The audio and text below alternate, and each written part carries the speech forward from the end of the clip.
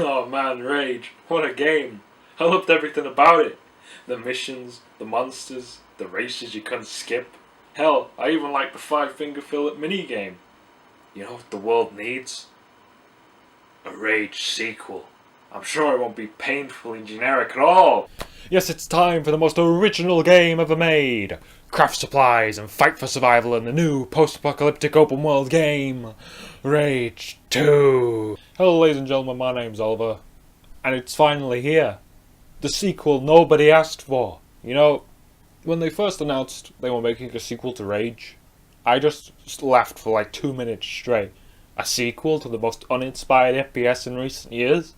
Sign me up. Also, usually I set my desktop background to whatever game I'm reviewing next, but Rage 2's box art is so hideous that I just set it to a picture of Polite Cat instead. I mean, it looks like the fucking Druids box art, and that's not a good thing. Avalanche Studios, famous for games like Just Cause, have teamed up with the Hellraisers themselves, id Software. You know, nowadays I feel like shooters are becoming less and less interesting. In order to make your game interesting, you sort of need something else to go along with the good shooting, maybe like a good story or an interesting idea. Making your shooter stand out from the crowd is the most important thing to do now due to how overdone the genre is. And Rage 2 doesn't seem to understand this. The funniest thing about Rage 2 to me is that, even though it's drastically different from its predecessor, it still shares the exact same strengths and weaknesses. Rage 2 is a great shooter, but it fucks everything else up. The riding, the vehicles. Anytime you are not shooting something, Rage 2 fails to grab your attention. It's basically Doom without any of the identity or character. Rage 2 is a game where you shoot.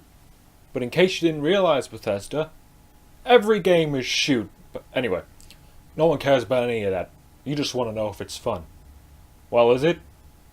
Yeah, for about 4 hours, then you get sick of the combat and then it completely falls apart. You realize that pretty much everything you do is meaningless and you have no drive to play it anymore. Rage 2 has one trick, and it's not a good trick.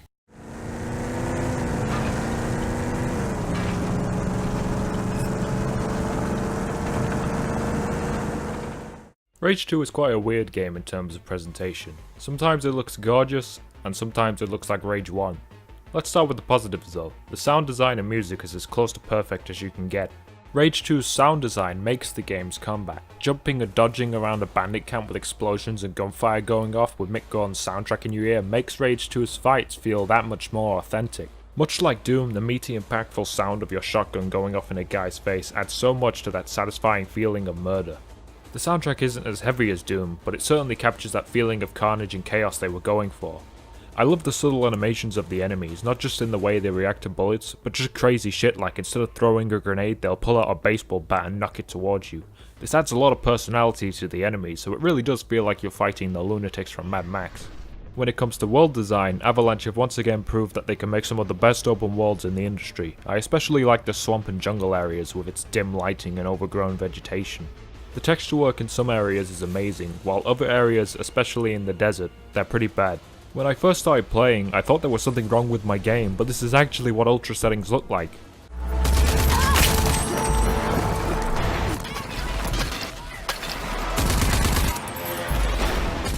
Okay, time for the bad.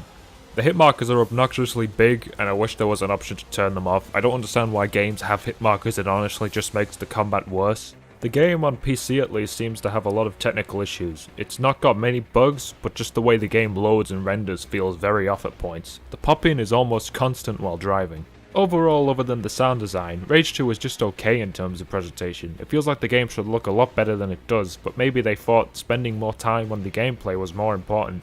But if you've played the game, you know that's not true. Now I'm telling you, that's bad intel, Gulo. Gimme just need a tiny gulp, Marsh. No, you don't get true swill if you don't give true talk. I speak the day's true, Marsh. Violence destroyed. Yeah, right. Blown right to shit by mega bad tech mutants. I ain't biting, Gulo. You're just looking for a free fix of swill here. Vineland is gone. See? I was talking true. Don't glug it all at once. Ranger, huh? Oh, I haven't seen a ranger here in a long time. Rage 1 had one of the worst stories I've ever seen in a game. The ending was incredibly abrupt and horrible. It was so bad the marketing for Rage 2 even poked fun at how shitty the story was. So you can imagine my surprise when you find out that Rage 2 probably has a worse story than Rage 1. You want to know Rage 2's story? There's a big bad guy called General Cross who kinda looks like Devin Townsend, and he has a big army called the Authority that's doing bad things and you have to stop him. Despite having barely any cutscenes and having the story barely be there throughout the entire game, it still manages to be so bad that you can't ignore it. The writing and the characters are horrible. The jokes are even more cringy than the Borderlands series, and all of the characters are glorified quest givers who don't move from one spot. Rage 2 likes to pretend it's funny and down with the kids, but much like Lanky Kong from Donkey Kong 64, it has no style, and it has no grace. Characters you meet don't seem to really do anything, they just tell you to do stuff. It really does feel like you're fighting this army by yourself. The main villain and the Authority are barely in it, so it never feels like there is any tension or risk in the story. The only purpose the intro of this game serves is to give you an excuse to go on a rampage across the wasteland. Your main character lacks any sort of personality whatsoever. It's your typical dude bro shoot everything character. Honestly, even though I usually get mad at games for having silent protagonists because most of the time they use them incorrectly, Rage 2 should have had a silent protagonist. There is no reason for your character to talk other than just to say yes or no. The world of Rage 2 shows sparks of creativity. The towns are populated and full of characters to interact with, but sadly none of it is ever expanded out. The obvious problem with the story is that there's no effort put into it. With no tension or interest, everything you do feels like checking boxes. It's amazing when you think that someone was paid to write this game. This was someone's job. Why are you employed? The world feels empty and not in a good way. Mad Max had this barren desert with a hostile and haunting atmosphere that really worked for the game. The issue with Rage 2 is that the world isn't dead, it's heavily populated, so your world just feels uninspired and boring. Driving around Rage 2's world isn't fun or exciting. The story and the world let down the game massively, making travelling through Rage 2 feel very dull.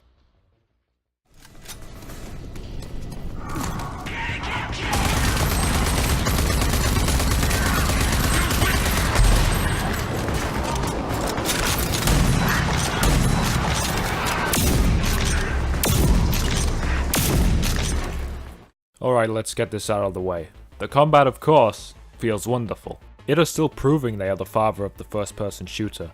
Basically imagine Doom's combat but with people. That weight and grittiness of the shooting makes tearing through bandit camps a lot of fun. I love the realistic weight of the enemies too. Shooting a guy with a shotgun slug and watching them fly away is incredibly satisfying. Sure, the AI is wonky at times, but I can forgive it for how well put together the combat is. Rage 2 gives you a lot of things to play with, from vehicles to superpowers. My favourite superpower being the one that allows you to launch enemies halfway across the map. The fast-paced chaotic nature of the gameplay is great for the first 4 hours. After that though, man does it get old quick. Okay, let's start with what you do in Rage 2. About 80% of the game is doing the same activities over and over again. It's not like the bandit camps are different from each other either. They all look almost identical and it's impossible to remember any of them. Rage 2 feels like someone made the world and went, okay, bandit camp here, here, here. In fact, you can see other bandit camps from the bandit camp you're in. After you've played one, you've played them all, and the combat gets old pretty quickly, so the bandit camps become no fun. The areas are also all littered with chests to open, which do give you rewards, but sometimes locating that last chest just becomes annoying. One of the activities in the game involves you destroying these big towers that shoot lasers that can kill you in almost one shot, and they are not fun to fight at all. All you do is pop in and out of cover and shoot away at its health bar. As you progress further on, these towers get harder but not any more enjoyable. They don't fit with Rage 2's fast-paced combat at all, and anytime you're not killing people in Rage 2, the game is at a massive disadvantage. Much like in Mad Max, there are convoys in the game, but unlike Mad Max, they are not entertaining to take down. The vehicles in this game are horrible, at least with a mouse and keyboard. In fact, it's amazing how Video Game Donkey predicted this without even knowing anything about the game. As I said, anytime you are not shooting at something, Rage 2 is at a disadvantage. Anything to do with the vehicles sucks, the controls suck and the combat sucks. If you're going to put vehicles in the game, have them be fun and have them control well. Also, at least have them mean something. All of the convoys are entirely optional and you don't need to do any of them. Convoys are taken down simply by driving by the side of them and auto-locking onto the weak spots. It barely requires any brain power whatsoever. You have all these different vehicles in the game and none of them I ever used. Did you know there are boats in this game? I didn't and I finished it. There were also races in the game, but thankfully I'm not 100%ing this, so I only ever did one of them and I wouldn't touch the rest with a 40-foot pole. Races are the ultimate sign that developers have absolutely no idea what to do for content. Doing all of these activities will earn you reputation points with the 3 faction leaders in the game. This will reward you with main missions that allow you to progress further in the story, as well as giving you access to certain upgrades. The main missions are probably the best part of Rage 2. Sadly, there is only about 7 missions in the game. I really don't understand why this game is open world, because it doesn't benefit from being a game where you choose what you want to do next. This kind of shooting is at its best when the level is designed around it and the game is constantly moving you from one encounter to the next. In Doom 2016, you couldn't go 5 minutes without shooting something. The game was a roller coaster. Rage 2 has a fair amount of downtime and no interesting levels. The bosses are all the same, it's just a giant monster that you shoot the weak spots of, and it's recycled a lot, which is just unacceptable, and I think this highlights Rage 2's biggest issue. It's just uninspired and boring. This game shows no signs of creativity and can reach Crackdown 3 levels of boredom at points, and trust me, that's not a place you want to be. The progression system in Rage 2 is handled pretty well actually. What tends to kill these types of games is the balancing. Becoming too powerful and throwing all of your toys at the player too quickly can make your game stale fast. In order to obtain new weapons and powers, you will have to locate these things called arcs. This is what Rage 2 does to try and keep itself interesting. Sadly, it's not enough, as you can already kill all the enemies fairly effortlessly. It's not that they're not fun to use. Sure, blowing shit up with a rocket launcher is cool, but that feeling doesn't last long enough simply because the areas are all the same. Rage 2's balancing is good, it's just that everything else is so generic. The way you upgrade your powers in Rage 2 is with a large number of different currencies, almost too many. The main one you'll use to unlock the ability to purchase new upgrades is called Feltrite, which you obtain by pretty much doing everything, opening chests, killing enemies and completing objectives. The upgrades themselves aren't worthless either, it's not like all it does is increase your damage by 5%, they're actual upgrades such as shoot more rockets in one go. Factions have their own upgrade trees that are useful, but thankfully they have their own separate upgrade points, so you never have to be too careful with what you upgrade. Rage 2's upgrade system works, but if you're not interested in any of the side stuff, which trust me you won't be after 4 hours, the upgrade system becomes useless as you become powerful enough to beat the main game fairly quickly. I should probably also mention the main story is about 7 hours, so after you've unlocked all of the main missions, why should I do any of the side stuff if all it does is reward me with upgrades I don't really need? Look, I can understand why people can like this game. If you turn off your brain and just put on some music, Rage 2 is fun. The game is basically Just Cause with a different coat of paint. It's interesting to see how Avalanche made Mad Max, and that game is better than this. Hell, I think Rage 1 is better than this. Mad Max had fun combat, the vehicle sections didn't make me want to die, and the upgrades were all meaningful. Also, the game wasn't 7 hours long. Rage 2 was one of the laziest games I've seen in a long time. The combat is really refined and fun, but because everything else feels like it was quickly put together, it drags the whole thing down, and makes me happy Doom is an open world. 5 out of 10. It have brought their A game, but I feel like Avalanche have squandered it.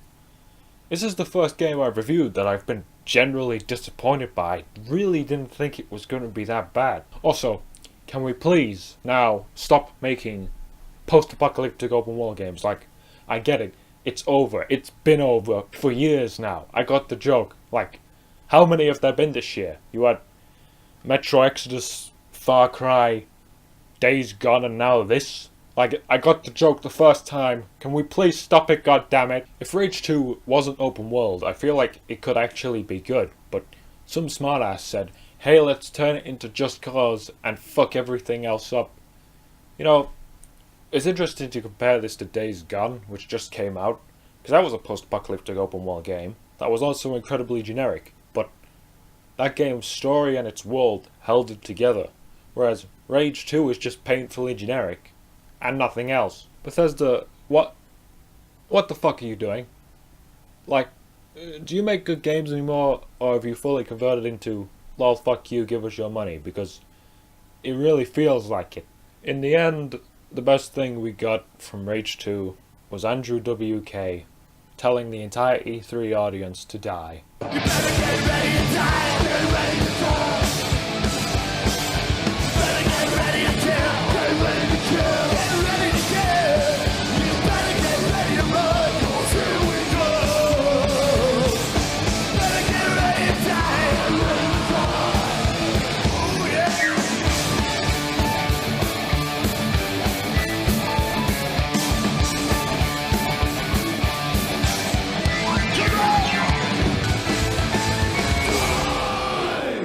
That's all for me, and now I'm just gonna wait until E3 for maybe some sort of shred of hope that something can rise from the ashes of the game industry and save us all.